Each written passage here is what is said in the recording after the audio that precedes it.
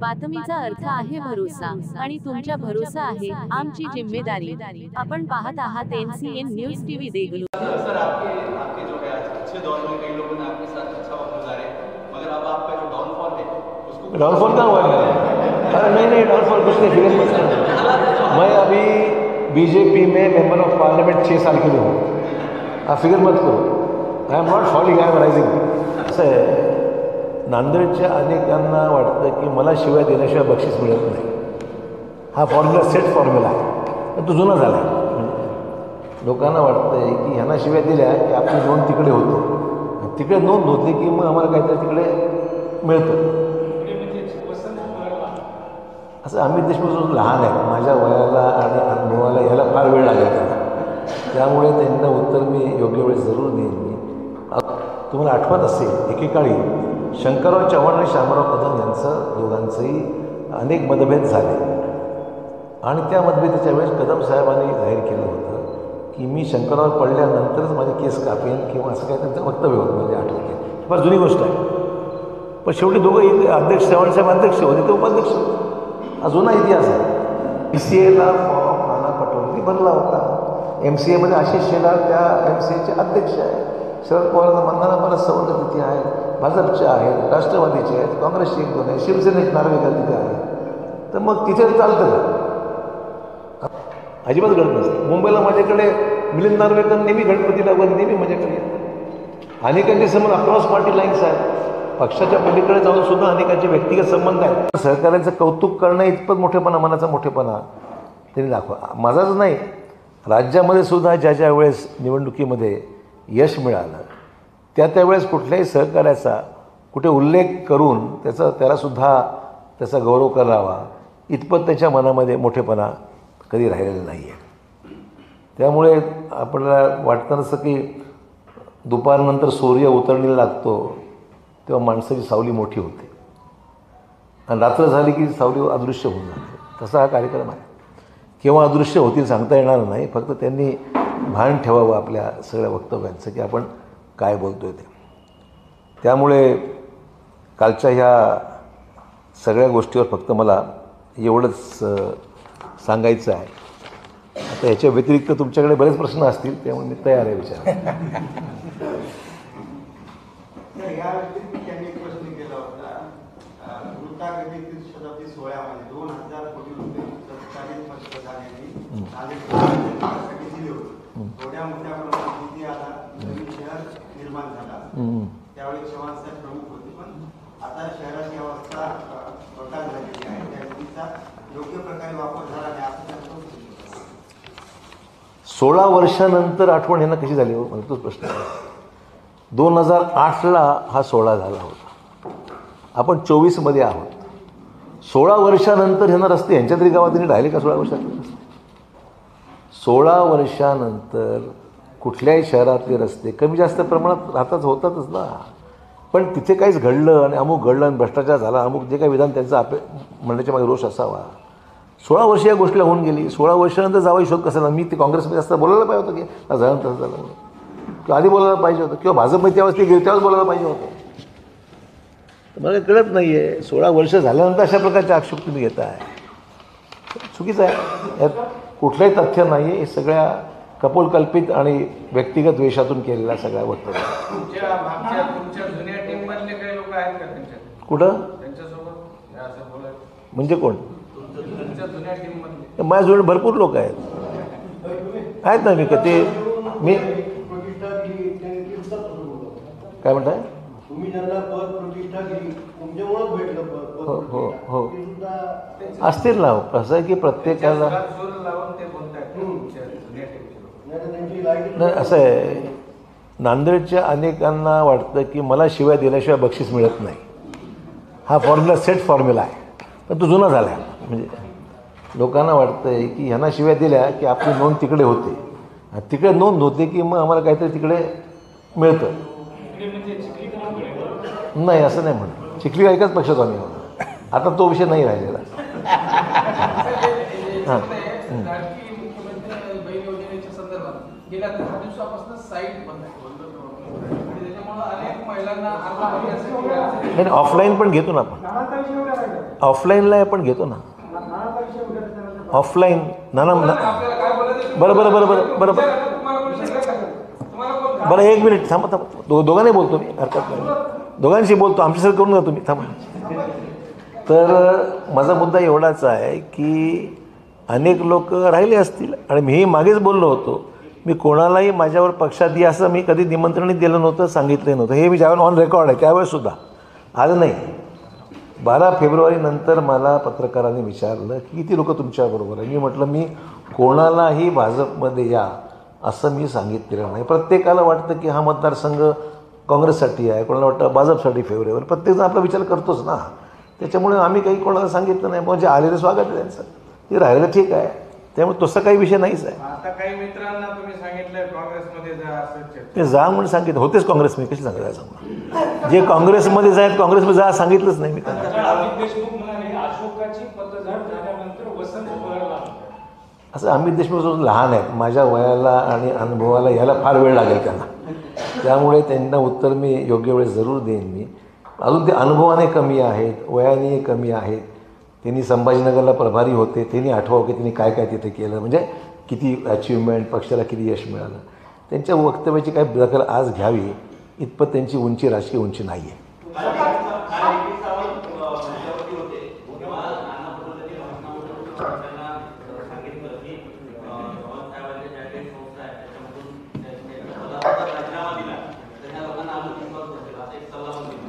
नाही, विश्वासाचा विषय तुम्ही समजत नाही.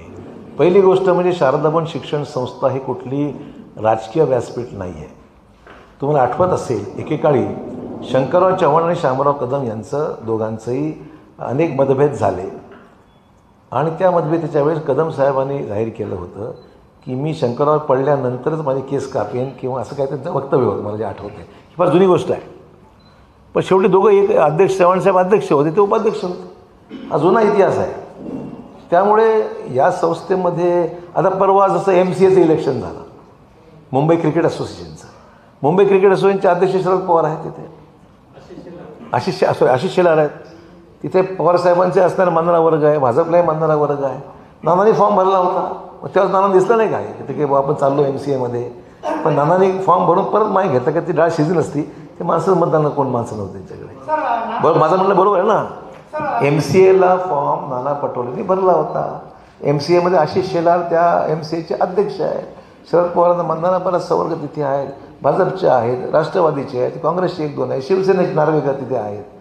तर मग तिथे चालतं का, असा प्रश्न. हां, काल नाना सावंतांना म्हणाले की सगळ्या पदांचे राजीनामे द्या आणि परत त्यांच्या दारात जाऊ नका, पण त्यांना तर तुमच्या दाराजवळून जावं लागते. हां,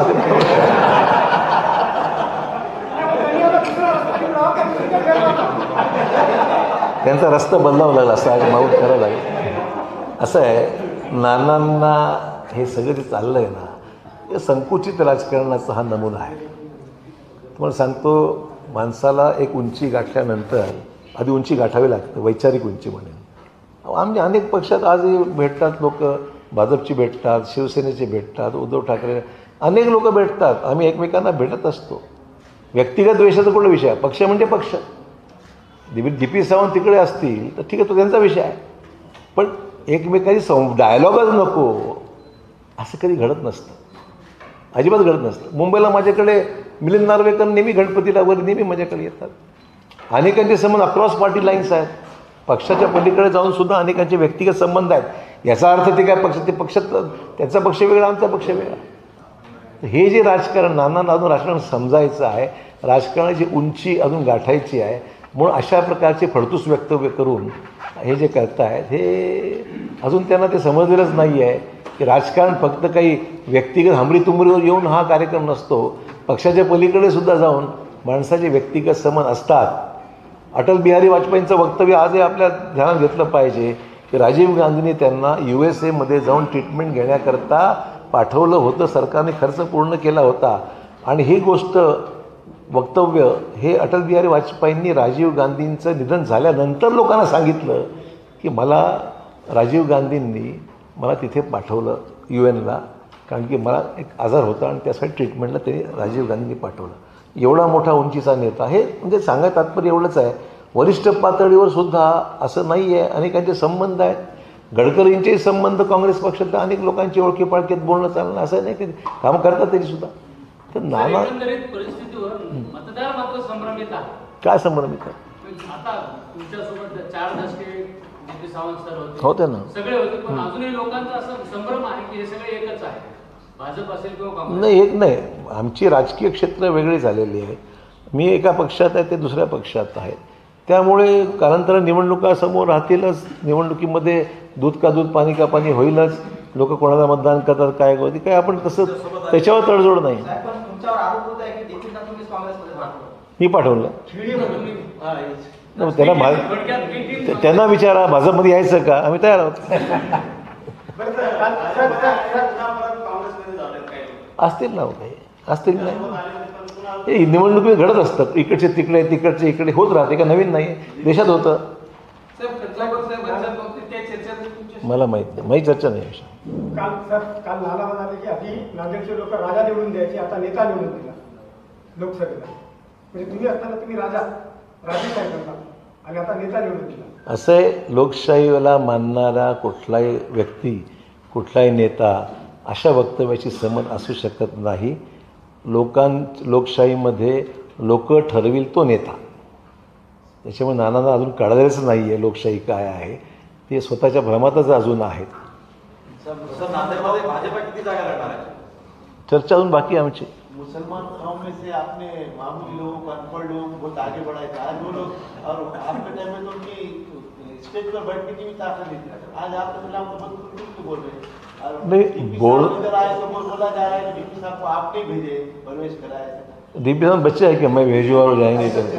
और वो लोग तो आज आपके खिलाफ खुल के बोल रहे हैं. बोल रहे थे. मामूली लोगों का आपने बहुत बड़ा नहीं मैंने ऐसा है, मेरा मैं जब सत्ता में था तो मैंने कोशिश करके कई लोगों को, मेरे साथ मुस्लिम भी थे, दलित भी थे और भी सब समाज के लोग थे. तो मैंने जिनको पॉलिटिक ऐसा है कि राजनीति में क्वालिफिकेशन ज़रूरी है, मैंने ना नहीं बोलता हूँ, पर कभी कभी अनपढ़ आदमी भी तारा चमकता है तो वो भी आगे निकल जाता है. मुस्लिम खाओ के बोलते हुए अनपढ़ों के सामने आगे बढ़ा. तो अभी ढूंढो ना, अच्छा ढूंढो कोई. संशयाने बघायला येतं. हो ना, वाईट वाटतं. विरोधी पक्षाने सावत्र भाऊ या लाडकी बहीण योजनेच्या धक्का घेतला त्यांनी. त्यांना तुम्ही कसं बोल देणार? काय म्हणताय? विरोधी पक्षातले सावत्र भाऊ हो, लाडक्या बहीण योजनेचा त्यांनी धक्का घेतला. योजना चांगली आहे ना. राज्य सरकारने हां अपप्रचार करू लागले. अपप्रचार करणं, चुकीचा नॅरेटिव्ह सेट करणं हा त्यांचा उद्योगच आहे. आणि ते जे करतायत हे लोकांना, त्यांना भीती वाटते की जनमत हे महायुतीच्या बाजूने जाईल, ही त्यांना भीती वाटते. या योजनेमुळे सरकारची लोकप्रियता अधिक वाढेल ही त्यांची भीती आहे. आणि म्हणून ते आता चुकीच्या, ही योजना चालणारच नाही, पैसेच नाही, बंदच पडेल, अमुक होईल तमुक होईल, अशा प्रकारच्या वल्गना करून लोकांना मनभेद सुरू करण्याचा प्रयत्न आहे. पण मला ज्यावेळेस प्रत्यक्ष पैसे अकाउंटला येतील ना, ते सगळे भ्रमदूर होतील. वक्फ विधेयकावरून सध्या काय म्हणा? वक्फचे विधेयक आहे वक्फ वक्फ बोर्ड, हां. त्याच्यावरून ते सध्या मुस्लिम समाजामध्ये नाराजी आहे. विशेषतः सगळेजण असं म्हणतात की लोकसभेला आम्ही तुम्हाला मतदान केलंय. शिवसेनेचे 9 खासदार ॲब्स्कॉन म्हणजे बाहेर होते त्यावेळेस. नाही असं आहे की हा विषय सध्या जॉईंट पार्लमेंटरी कमिटीकडे गेलेला आहे. पहिली गोष्ट, कुठलाही निर्णय हा सरकारने घेतलेला नाही आणि त्याच्यामुळे याच्यामध्ये संभ्रम निर्माण करण्याचा प्रश्न उद्भवत नाही. तेलुगू देसमची भूमिका त्याच्यात वेगळी आहे, नितीश कुमार यांची भूमिका त्याच्यामध्ये नाही आहे आणि म्हणजे सपोर्टिव्ह नाही आहे. आणि त्यामुळे हा विषय म्हणजे थोडंसं मतभिन्नता आहे. त्यामुळे हा जॉईंट पार्लमेंटरी कमिटी समोर नेणार आणि तिथे मग सर्वपक्षीय कमिटीमध्ये फक्त एका विशिष्ट पक्षाची नाही आहे, सर्व पक्षाचे लोक त्याच्यामध्ये आहे. आणि त्याच्यामध्ये समज गैरसमज असतील त्याच्या JPCमध्ये क्लिअर होतील. काय होतं त्यामुळे तुम्हाला काय वाटतं त्याच्यामध्ये संशोधन झालं पाहिजे का? मला वाटतं विषय नाही आहे तो, कारण मी त्या समितीत नाही आहे. याच्यामधल्या ज्या प्रोव्हिजन्स आहेत ते JPC एक्झामिन करेल. सर्वपक्षीय सगळ्या पक्षाचे प्रतिनिधी त्याच्यामध्ये आहेत. ते जे समितीमध्ये जे ठरेल तो प्रस्ताव नंतर येईलच. तर राज्यातल्या नाना काळामध्ये राज्यातल्या 5 लाख महिला ज्या आहेत त्या बेपत्ता आहेत. नाचर सरकार यांच्याकडे उत्तर नाही. नाही, हे कुठलं संशोधन मला माहीत नाही आहे. 5 लाखाचा आकडा कुठून काढला आहे त्यालाच माहिती आहे. त्यामुळे हा नानाचा संशोधन आहे असं मला वाटतं. आणि हा सगळा बेछूट आरोप आहे. याच्यामध्ये सत्यता आहे की नाही तपासावं लागेल.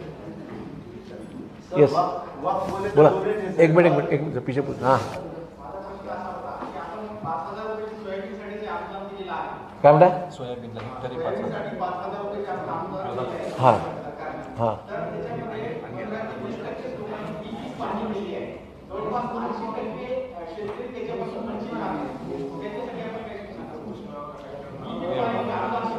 असं आहे की सरकारने मध्यंतरीच्या काळामध्ये MSP वाढवली आणि ऐका ना, किमान आधारभूत किमतीप्रमाणे खरेदी त्याच्या खाली होता कामा नये. जो बाजारभाव त्याच्यापेक्षा जास्त असे झाली पाहिजे. ऑफलाईन ऑनलाईनचा हा विषय अनेक ठिकाणी आहे. आपण याच्यात लक्ष घालू आणि त्याच्यामध्ये जर आपल्या जिल्ह्यातला शेतकरी हा वंचित राहिला असेल तर त्याला न्याय देण्यासाठी नक्की मी लक्ष घालेन. ठीक आहे ना, आकडेवारी करेक्ट माहिती घेऊ आपण आणि त्यात काय मदत करायची आपण जरूर करूच.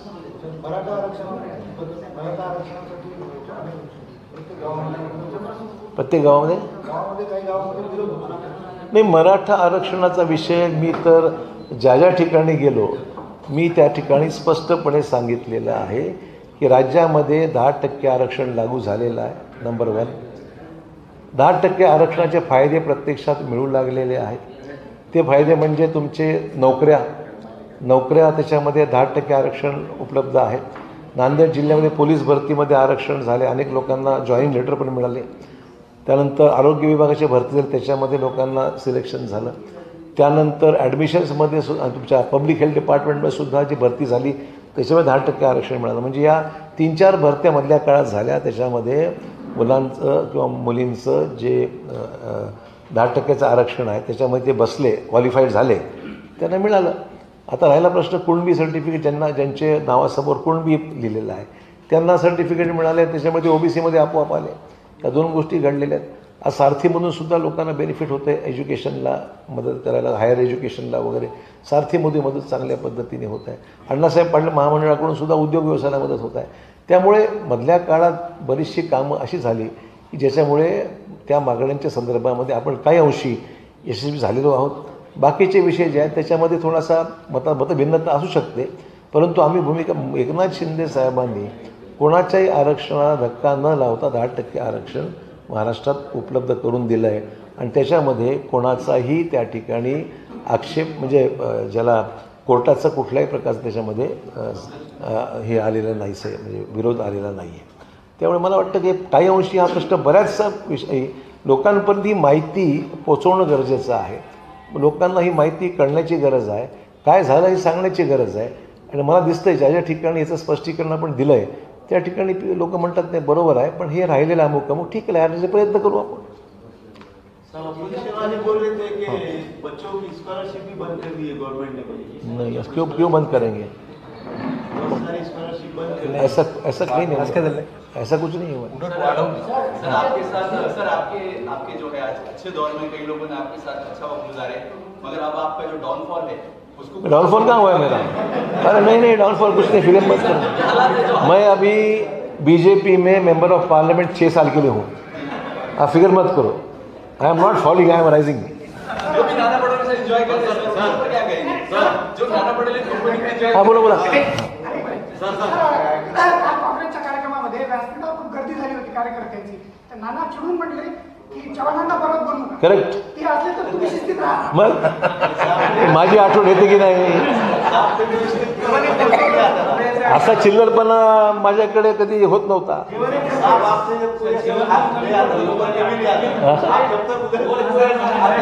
अरे यहाँ ही नहीं, वो कांग्रेस ऑफिस में सोफा पे बैठने के लिए मारामारी हो रही हो.